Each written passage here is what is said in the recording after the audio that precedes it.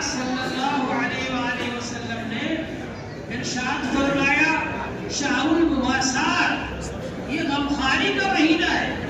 اس مہینے میں ہم لوگ جب روزہ رکھیں گے اور بھوکے رہیں گے تو ہم کو پتہ چلے گا کہ جو آدمی بیچارہ روزانہ بھوکا رہتا ہے اس کا کیا حال بنتا ہوگا۔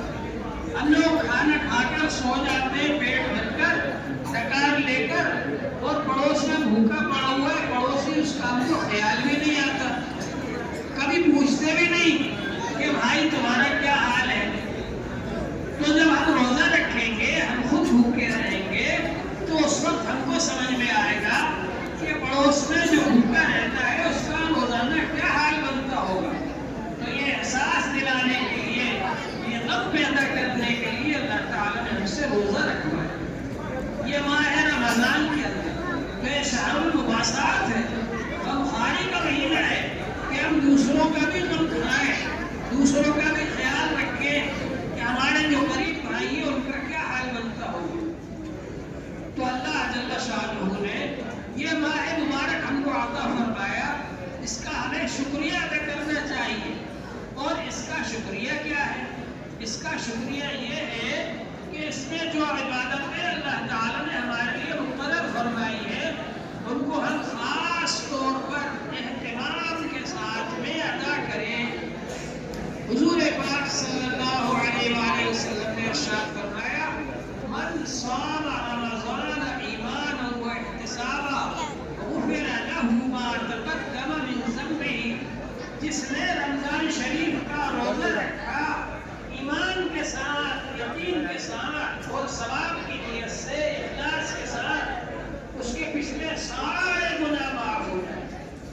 ومن قام رمضان ایمانا و احتسابا غفر له ما تقدم من ذنبه، اور جس نے رمضان کی راتوں میں قیام کیا، کھڑے ہو کر تراویح پڑھی، اس میں قرآن پاک پڑھا یا سنا، ایمان کے ساتھ اور ثواب کی نیت سے، اخلاص کے ساتھ، اس کے بھی پچھلے سارے گناہ معاف ہو جائیں۔ کتنی بڑی فضیلت ہے! ایک ایک گناہ کو معاف کرانے کے لیے کتنا ہونے پڑے گا۔ اور اس مہینے کی برکت سے اللہ تعالیٰ روزہ رکھنے والوں کے اور تراویح پڑھنے والوں کے گناہوں کو معاف فرما دیتے ہیں۔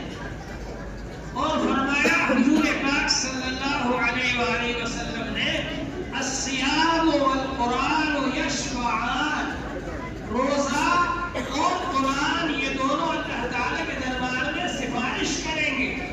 یقول الصیام ای ربی منعته الطعام والشہوات فی النہار فشفعنی فیہ، روزہ کہہ گئے میرے پروردگار میں نے اس کو دن میں کھانے سے، پینے سے، خواہشات نفسانی سے روکے رکھا، اس کے حق میں آپ میری سفارش قبول فرمائیے۔ ویقول القرآن، اور قرآن پاک کہے گا ای ربی منعته المنام فی اللیل، اے میرے پروردگار میں نے اس بندے کو رات میں نیند سے روکے رکھا، سونے سے روکے رکھا، یہ رات میں کھڑے ہو کر تراویح میں قرآن پاک پڑھتا رہا یا سنتا رہا، اس کے حق میں آپ میری سفارش قبول فرمائیے۔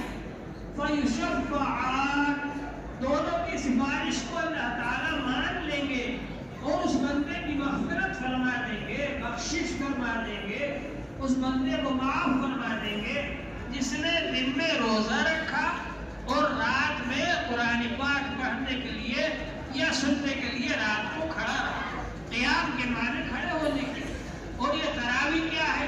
یہ قیام رمضان ہے۔ رمضان کی راتوں میں کھڑا ہونا اللہ کے دربار میں اور تراویح میں قرآن پاک کو پڑھنا یا سننا، یہ بہت زیادہ فضیلت کی بات ہے۔